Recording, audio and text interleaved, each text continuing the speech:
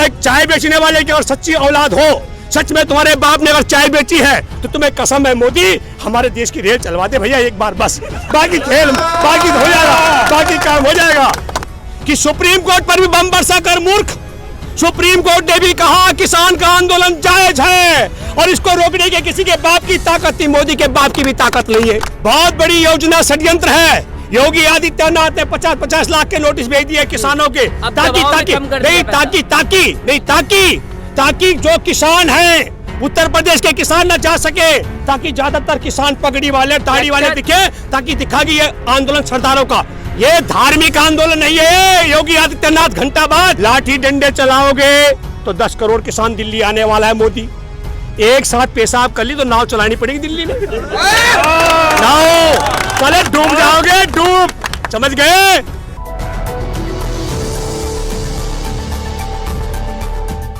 संयुक्त राष्ट्र संघ के महासचिव एंटोनियो गुटेरेस ने भी हमारे किसान आंदोलन का समर्थन किया और हमारा भारत संयुक्त राष्ट्र संघ का सदस्य है। तो मैं पूछना चाहता हूं मोदी, अगर हमारे देश की राजधानी को चारों तरफ आतंकवादियों ने घेर रखा है नालायक, तो संयुक्त राष्ट्र संघ से सदस्यता वापस क्यों नहीं ले ली भैया? तुमने आपत्ति क्यों नहीं उठाई? दूसरी बात है तुम तो एयर स्ट्राइक के मास्टर हो भैया, वोट के लिए तो बम वर्षा कर दो भैया।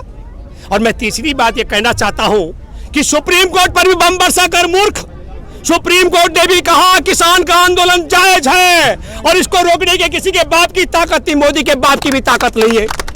आरोप लगाने वाले वो नालायक है। जब मेरे देश का किसान मजदूर देश की आजादी की जंग में था, तब गौरव की मुखबिरी करने वाला संघ परिवार कंपनी सरकार के संग में था और आज पूरा हिंदुस्तान देश के किसान अन्नदाताओं के संग में है, सुप्रीम कोर्ट भी।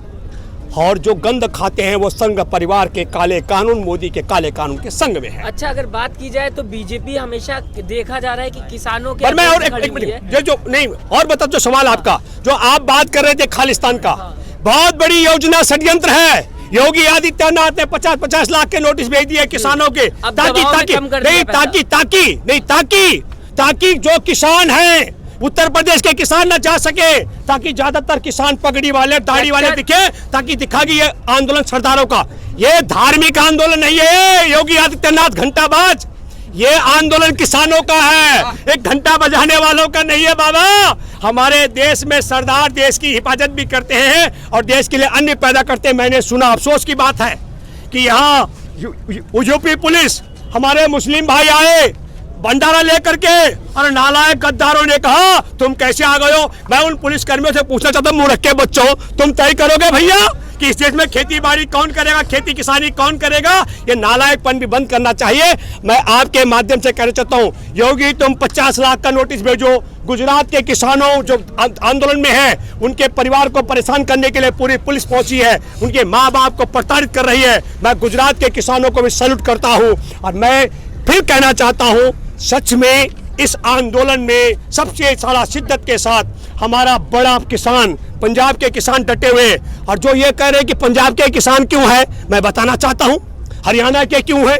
जहां जहां देश में मंडी व्यवस्था है वहां का किसान आज हमारे खड़ा है और जहां जहां का किसान नहीं पहुंच पा रहा है। 14,445 रेल चलती है। जब इसका बाप चाय बेचता था मोदी का, हमारी रेल तब से चलती थी, इस नालायक ने बंद कर दी। चला दे भैया रेल एक बार मोदी, फिर देख ले खेल दिल्ली में हमारे। सुनिए, मैं आपके माध्यम से कह रहा हूं, लाठी डंडे चलाओगे तो 10 करोड़ किसान दिल्ली आने वाला है। मोदी एक साथ पेशाब कर ली तो नाव चलानी पड़ेगी दिल्ली में, नाव चले डूब जाओगे, डूब, समझ गए। और भैया ये जो तुमने बैरिकेड और गड्ढे पुलिस लगा रखी है, इसे हटाओगे तो 10 लाख लोग आएंगे। हमारे देश की आत्मा है लोकतंत्र की, ना कहने की आजादी।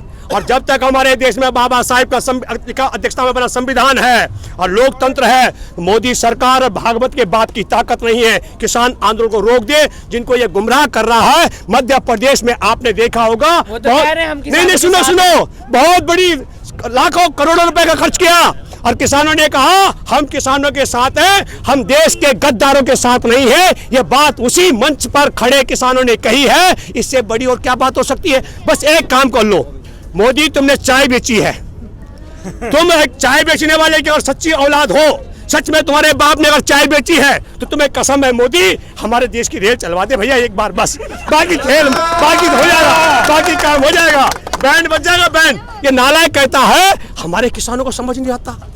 अरे नोटबंदी करके हमारे किसान मरवा दिए, अदानी अंबानी लाइन पे लगा, टैक्स पद्धति करके हमारा व्यापार चपट करा दिया।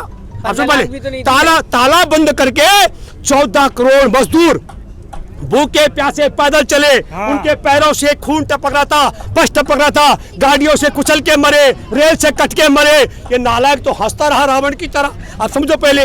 और अभी हमारे किसान 28 से ज्यादा किसानों की शहादत हो चुकी है, और वो कह रहा है गाल बजा के, वो क्या है, वो वहाँ रविंद्रनाथ टैगोर के साथ दाढ़ी रख के वो नालायक वहाँ जाएगा। अब समझो पहले, पश्चिम बंगाल वो कह सकता है कि मैं टैगोर मेरे ही वंशज से, या मैं टैगोर का वंशज हूँ। वो सब अभिनय खत्म हो गया। देशवासियों को समझना चाहिए, जब 1200 मामले थे कोरोना के, इस नालायक ने ताला लगाकर देश बंद कर दिया, तब नकाब लगा के आता था।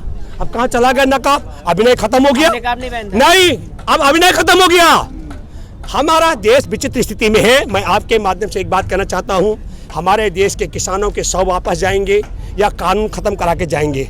और जो देश के गद्दार हैं, तो आज़ादी के जंग में संघ परिवार भी गद्दार था, तो देश के साथ में जैसे गद्दारी संघ परिवार ने की, हो सकता है किसानों के भेष में भी कोई आकर गद्दार आ जाए, तो ऐसा है। लेकिन गद्दार हमारे देश की इस पूरी व्यवस्था का हिस्सा नहीं है। मैं फिर कहना चाहता हूं, नरेंद्र मोदी, तुम्हारी एलआई के पास रिपोर्ट है, 27 अक्टूबर को जितने संगठन रकाबगंज गुरुद्वारे में थे वही सच्चे आंदोलनकारी हैं। बाकी सब लोग तो आए हैं, वो जा भी सकते हैं, कब तक रहेंगे, उनको थकान आएगी तो रुक सकते हैं।